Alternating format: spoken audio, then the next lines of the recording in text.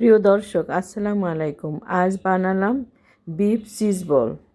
দারুণ স্বাদের এই চিজ বল তৈরির জন্য আমি শামি কাবাবের রেসিপিতে 1 কাপ বুটের ডাল, 1 বাটি মাংসের কিমা, কয়েকটি রসুনের কোয়া, 1 টুকরা আদা পাতলা করে কেটে দিয়েছি। কয়েকটি আস্ত শুকনো মরিচ ও গরম মশলা দিয়ে দিলাম। 1 লিটার পানি দিয়ে ভালোভাবে সিদ্ধ করে নিলাম। সিদ্ধ মাংস শিলপাটায় বেটে নিচ্ছি।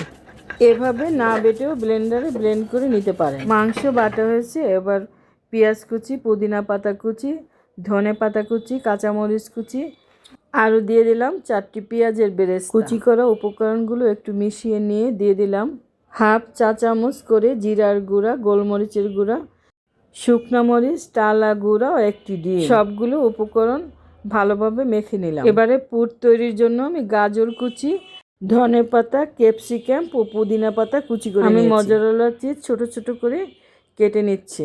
1 টেবিল চামচ তেলের মধ্যে পেঁয়াজ কুচি, সবজিগুলো ও চিজ দিয়ে রান্না করে নিলাম। এবারে কিছুটা মাখানো মাংস নিয়ে গোল একটি বল তৈরি করে নেব। হাত দিয়ে গোল করে মাঝখান থেকে একটু ফাঁকা করে 1 চা চামচ পুর মাঝখানে দিয়ে চারদিক থেকে পুর ঢেকে দিয়ে হাতের তালু দিয়ে গোল করে একটি বল তৈরি করে নিলাম।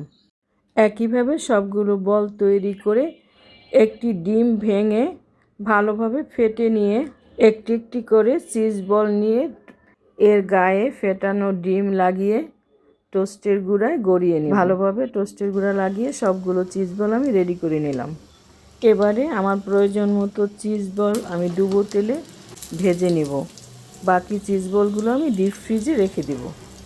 ভাজা তেল স্বাস্থ্যের জন্য ক্ষতিকর, এজন্য প্রয়োজন মতো অল্প অল্প তেল দিয়ে সব কিছু 1টি 2টি করে ভেজে নিলে অতিরিক্ত তেল ঢালার প্রয়োজন হয় না। চিজ বলগুলো একটু মচমচে করে ভেজে নিলাম। রেসিপি ভালো লাগলে সবাই লাইক, কমেন্ট ও শেয়ার করবেন ইনশাআল্লাহ।